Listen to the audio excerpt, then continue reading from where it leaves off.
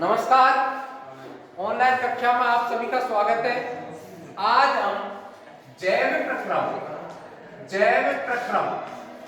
के रक्त परिसंचरण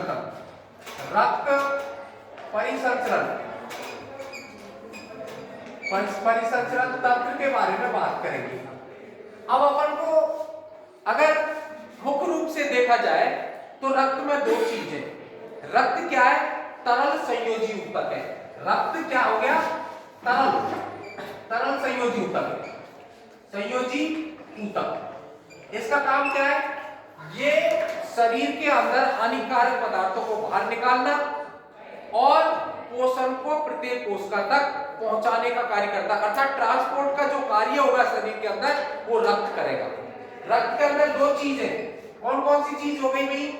एक तो हो गया इसमें प्लाज्मा और दूसरा क्या हो गया? ठोस कणिका। अब आपसे पूछ लिया जाए कि रक्त में जो प्लाज्मा होता है उसका रंग होता है हल्के पीले रंग, हल्का पीला। और इसके अंदर क्या होता है? आरबीसी होगी, डब्ल्यूबीसी होगी और प्लेटलेट्स होगी। अब अपन को थोड़ा थोड़ा सा इसका कार्य याद रखेगा, क्योंकि जैसा आपकी बोर्ड की परीक्षा में प्रश्न देखने को मिल रहा है, आरबीसी का मतलब है red blood cells, red blood corpuscles. दूसरा हो गया डब्ल्यूबीसी का मतलब हो गया व्हाइट ब्लड कार्पोरल्स, और प्लेटलेट्स का मतलब हो गया रक्त का थक्का बनाने का आती है, रक्त का थक्का। अब अपन बात करें आरबीसी। आरबीसी क्या करती है? ये क्या करती है? भोजन, ये ऑक्सीजन का परिवहन, O2 का परिवहन। और ये डब्ल्यूबीसी क्या करती है? रोगों से लड़ती है,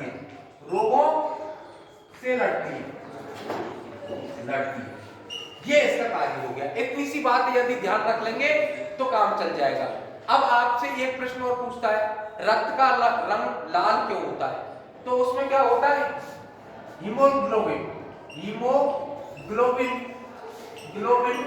वर्णक होता है। इसके कारण रक्त का रंग कैसा हो गया? लाल रंग का होता है। इतनी बात ध्यान रहेगी। अब थोड़ा सा चलते हैं परिवहन की तरफ। ये जनरल जानकारी थी जो मैंने आपको बता दी है, आप और इसको देख सकते हैं, आगे समझ सकते हैं। रक्त परिवहन में अगर परिसंचरण तंत्र की बात करें, परिसंचरण के लिए दो चीजें, एक तो हृदय और दूसरी रक्त नलिका।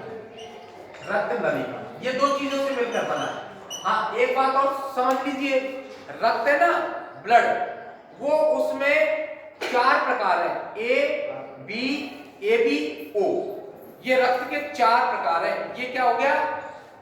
अब अपन हृदय होता है, इसके आधार पर परिवहन तंत्र को 2 भागों में विभाजित किया गया है। परिसंचरण तंत्र एक तो है पहला खुला रक्त परिसंचरण तंत्र, परिसंचरण तंत्र किसमें होता है? ये आर्थ्रोपोडा के सदस्य कीट वर्ग। और अपन के बंद रक्त, इसके अंदर होता क्या है? रक्त किसमें होता है? देहकोआ और कोटरों के मध्य। ये कोई कीट है, इस कीट के अंदर ये एब्डोमेन है, उसमें एब्डोमेन कहते हैं, उसका उदर भाग है। इसके अंदर क्या हो गया? ऐसे कोटर होते हैं, ये कोटर है, इनमें रक्त इसके अंदर और देहकोआ के अंदर ऐसे नीचे की तरफ,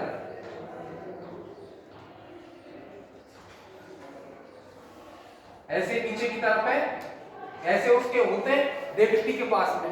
तो रक्त इसके क्या आता है? देहभित्ति में आया, गुहा में आया, और किसमें? कोटर के अंदर। इस प्रकार के परिवहन होता है। ये किसमें हो रहा है? कीट वर्ग के प्राणियों में हो रहा है। दूसरे प्रकार का परिसंचरण तंत्र की बात करें तो वो है बंद रक्त परिसंचरण तंत्र। बंद का मतलब हो गया रक्त बंद नलिकाओं में बहता हो, अर्थात ये कोई हृदय है और ये ऐसे परिवहन होके आ रहा है।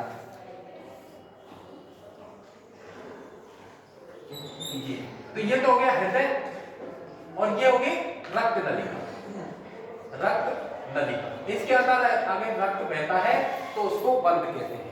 अब अपन पहली बात एक समझे, हृदय कितने प्रकार के होते हैं। ये एक जनरल आइडिया था।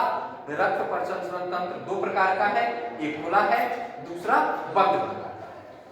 अब हृदय की बात करें तो हृदय देखिए, उत्पत्ति के आधार पर हृदय चार प्रकार के हैं। पहला हृदय द्विकोष्ठीय।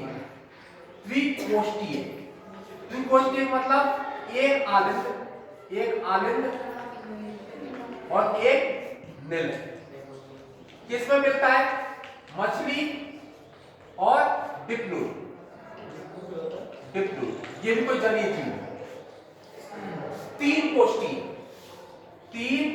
कोष्ठीय किसमें बता सकते हो कोई? तीन कोष्ठीय किसमें मिलेगा? बोलिए। उभयचर, एक आलिंद और दो निलय। किसमें? उभयचर। अब अपन बात करें 3.5 कोष्ठीय, 3 से 1/2 कोष्ठीय। मेंढक नहीं देगा, उभयचर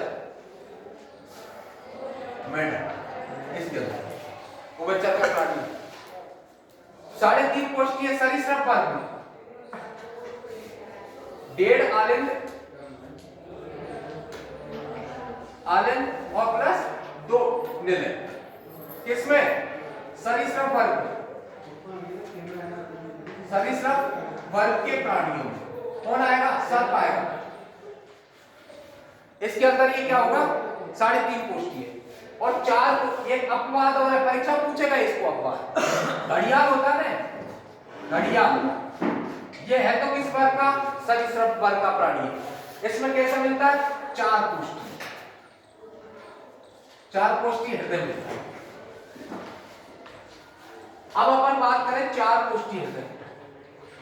2 आलिंद 2 निलय मनुष्य। कोष्ठीय 2 आलिंद 2 निलय मानव मनुष्य। आलिंद प्लस 2 निलय। किसमें?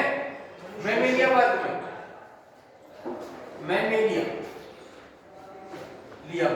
मैमेलिया वर्ग कौन होता है? मनुष्यों का जो वर्ग है वो मैमेलिया वर्ग से आता है। पूरे संसार में हृदय 4 प्रकार के मिल रहे हैं। पहला 2 कोष्ठीय, 3 कोष्ठीय, 3.5 कोष्ठीय, 4 कोष्ठीय। आपको एक उदाहरण भी याद रखने, परीक्षा में ऑब्जेक्टिव टाइप प्रश्न बनता है। यहां तक की बात हो गई।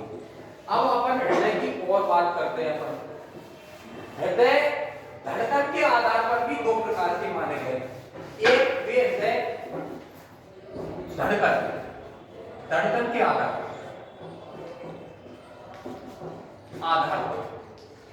पहला तो हो गया न्यूरोजेनिक। वे हृदय जिनकी धड़कन की उत्पत्ति मस्तिष्क द्वारा नियंत्रित होती हो। किसके द्वारा? मस्तिष्क नियंत्रण करता हो। वो कैसे किसमें मिलेंगे? वो निम्न कोटि के जीव। और दूसरा है मायोजेनिक। ये मायोजेनिक किसमें मिलेगा? उच्च कोटि के। और होता क्या है इसके अंदर? उच्च कोटि के अंदर आपने देखा कि हृदय की जो धड़कन की उत्पत्ति होती है, हृदय जो धड़कता है, उसके लिए जो धड़कन की उत्पत्ति किसके द्वारा? स्वयं हृदय उत्पन्न करता है। उसको क्या कहते हैं? उसको कहते हैं मायोजेनिक हृदय कहते हैं।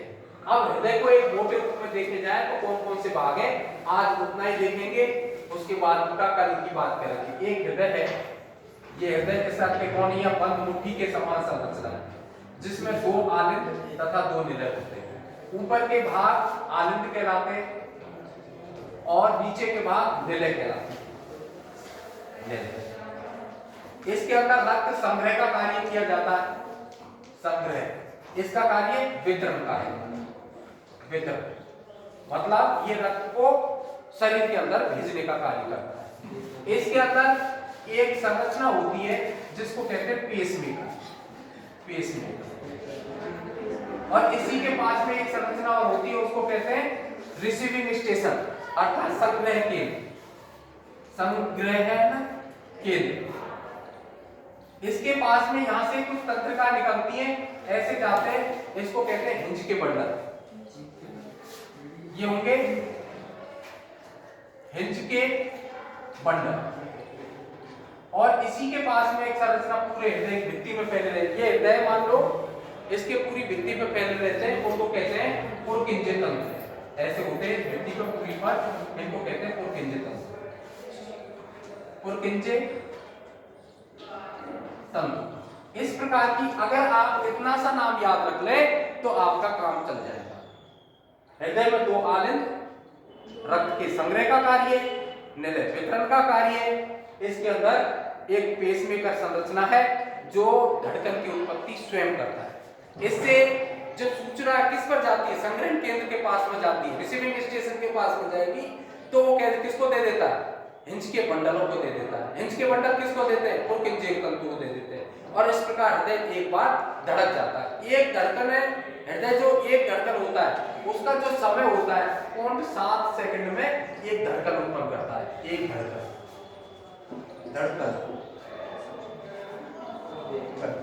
एक धड़कन में अब संकुचन और शिथिलन 2 संरचना है।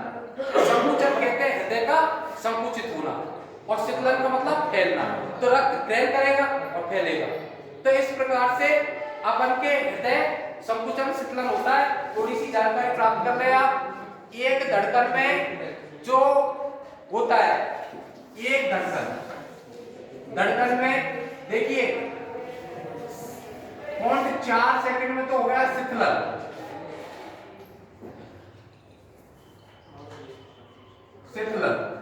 और प्लस 0.3 सेकंड क्या हो जाएगा, संकुचन। अब ये काम हो गया। एक धड़कन के अंदर कितना रक्त पंप करेगा, एक धड़कन में करेगा 70 ml। 1 मिनट में कितनी बार धड़कता है, 72 बार। 1 मिनट में कितना रक्त पंप कर देगा, 70 × 72 कितना हो गया, 72 गुना करो 0, 7 दूनी 14 की 4 का 7 दूनी 14 की 15, 50 रक्त पंप कर देता है। इस प्रकार के अपन के रक्त का परिसंचरण तंत्र में इतनी सी बात याद रख लें तो आपको इस पाठ को समझने में बहुत ज्यादा सहूलियत मिलेगी। आज के लिए इतना ही, धन्यवाद। कल पुनः मिलते हैं, जब तक के लिए अलविदा।